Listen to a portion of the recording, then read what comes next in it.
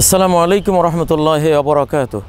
আলহামদুলিল্লাহ রব্বিল আলামিন ওয়াসসালাতু ওয়াসসালামু আলা সাইয়্যিদিল মুরসালিন ওয়া আলা আলিহি ওয়া সাহবিহি আজমাইন, আম্মা বাদ।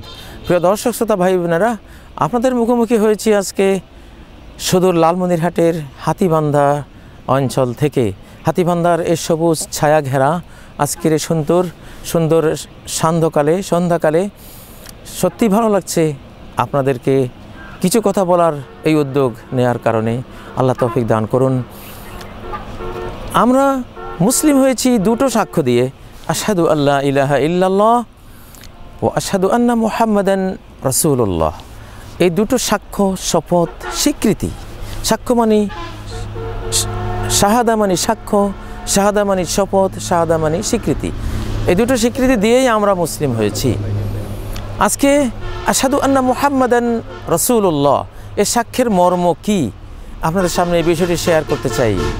আশহাদু আন্না মুহাম্মাদান রাসূলুল্লাহর মৌলিক চারটি মর্ম রয়েছে। চারটি দিক থেকে মুহাম্মদুর রাসূলুল্লাহ কালেমাকে বুঝতে হবে, স্বীকার করতে হবে। ওলামায়ে কেরাম এভাবে ব্যাখ্যাটা দিয়েছেন। চারটি বিষয়ের একটি হলো তাসদিকুহু ফিমা আখবার, 2 নম্বর তাআতুহু ফিমা আমর, 3 নম্বর আল ইনতিহাউ আম্মা নাহা আনহু ওয়া যাজার, 4 নম্বর আল্লাহ ইউবাদাল্লাহু ইল্লা বিমা শারা। অত্যন্ত মৌলিক বিষয়।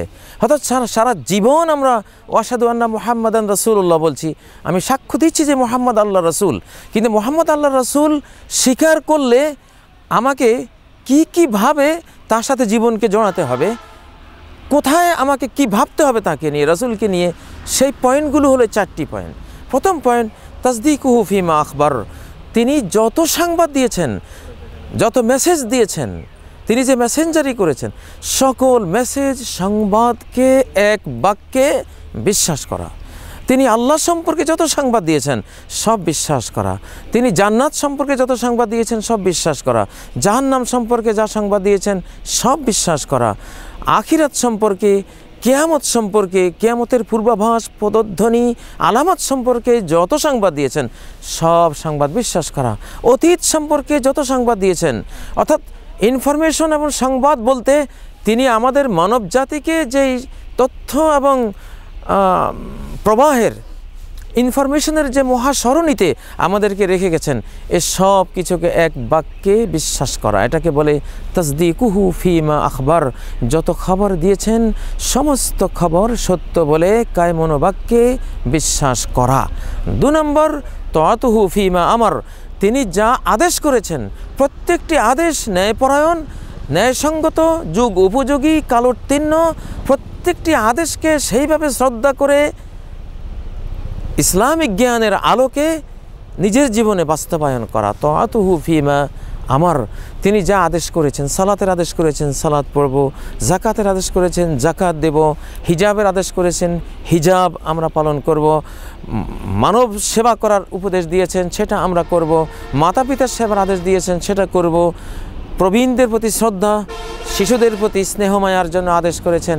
অর্থাৎ তার জীবনে যা কিছু আদেশ আমরা খুঁজে পাবো প্রত্যেকটি আমরা বাস্তবায়ন করলে মুহাম্মদুর রাসূলুল্লাহ, মুহাম্মদ আল্লাহ রাসূল, আমি সাক্ষ্য দিচ্ছি, এই সাক্ষ্যটা পারফেক্ট, বাস্তবমুখী এবং আল্লাহর কাছে গ্রহণযোগ্য হবে। আর যদি আমরা তার আদেশগুলো মান্য না করি তাহলে শুধু মুখে সাক্ষ্য দিলাম, এটা কিন্তু কিয়ামতের ময়দানে ধোপে টিকবে না, বিপদের দিনে কোনো কাজে আসবে না। এজন্য মুহাম্মদ সাল্লাল্লাহু আলাইহি ওয়াসাল্লাম আল্লাহ রাসূল এই সাক্ষ্য দেওয়ার দ্বিতীয় অর্থ হলো তার যাবতীয় আদেশ আমরা মেনে নিচ্ছি, মেনে নেব বলে শপথ বাক্য পাঠ করেছি। 3 নম্বর মুহাম্মদুর রাসূলুল্লাহর অর্থ হলো আল ইনতিহাউ আম্মা নাহা আনহু ওয়া যাজার।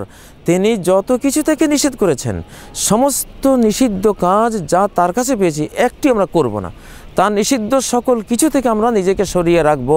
শিরক থেকে, কুফর থেকে, পাপাচার থেকে, মদ থেকে, জুয়া থেকে, জিনা ব্যভিচার থেকে, মানুষের পশ্চাৎ দুর্নাম থেকে, খুন খারাপি থেকে, জাদুটোনা থেকে, এতিমের মাল খাওয়া থেকে, নিরপরাধ মানুষকে অপবাদ দেয়া থেকে, অন্যায়ভাবে কাউকে খুন করা থেকে, যত নিষিদ্ধ কাজ আছে মুহাম্মদুর রাসূলুল্লাহ সাল্লাল্লাহু আলাইহি সাল্লাম আল্লাহর পক্ষ থেকে এগুলো নিষেধ আমাদেরকে করেছেন আমাদের কল্যাণে, আমরা যাতে কোনো অকল্যাণে পড়ে না যাই। তাহলে যিনি রাসূলের পক্ষ থেকে নিষিদ্ধ সকল বিষয় থেকে বিরত থাকবেন, তার মুহাম্মদ রাসূলুল্লাহর সাক্ষ্য দেওয়াটা পারফেক্ট হলো মুহাম্মদ রাসূলুল্লাহ, মুহাম্মদ আল্লাহ রাসূল, এই সাক্ষ্য দেওয়ার 3 নম্বর পয়েন্টও তিনি অর্জন করতে সক্ষম হলেন। 4 নম্বর পয়েন্ট হলো আল্লাহ ইউবাদাল্লাহ ইল্লা বিমা শারা, আমরা কখনো আল্লাহর কোনো ইবাদত করব না নবীর তরিকার বাইরে।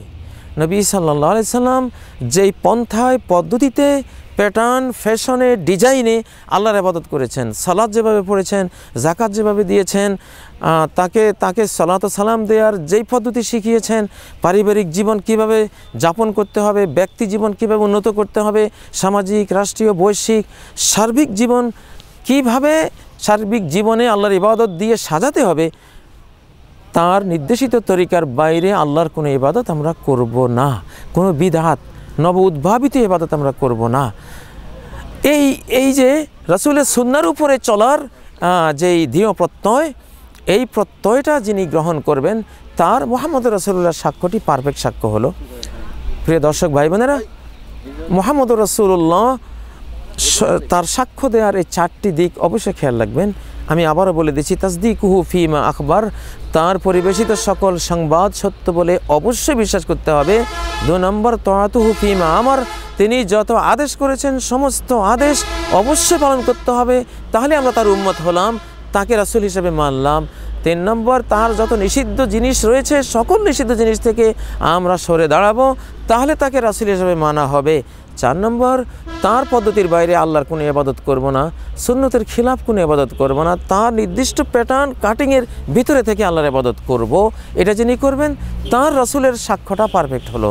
এই 4টি পয়েন্ট যিনি অর্জন করবেন, তার রিসালাতের সাক্ষ্যটা পরিপূর্ণ হলো, কম্প্রিহেন্সিভ হলো, ফলপ্রসূ হলো, এবং কিয়ামতের ময়দানে তিনি মুহাম্মদুর রাসূলুল্লাহ সাল্লাল্লাহু আলাইহি ওয়াসাল্লামের উম্মত রূপে দাবি করতে পারবেন, হাউজে কাউসারের পানি পান করতে পারবেন, রাসূলের সাথে জান্নাতে প্রবেশ করতে পারবেন, তিনি তো জান্নাতের দরজাটা খুলবেন। আল্লাহ এইভাবে আমাদেরকে তৌফিক দান করুন মুহাম্মদুর রাসূলুল্লাহর পারফেক্ট সাক্ষ্য দেওয়ার। সুবহানাকাল্লাহুম্মা ওয়া বিহামদিক, আশহাদু আল্লা ইলাহা ইল্লা আনতা আস্তাগফিরুকা ওয়া আতুবু ইলাইক। আসসালামু আলাইকুম ওয়া রাহমাতুল্লাহি ওয়া বারাকাতুহু।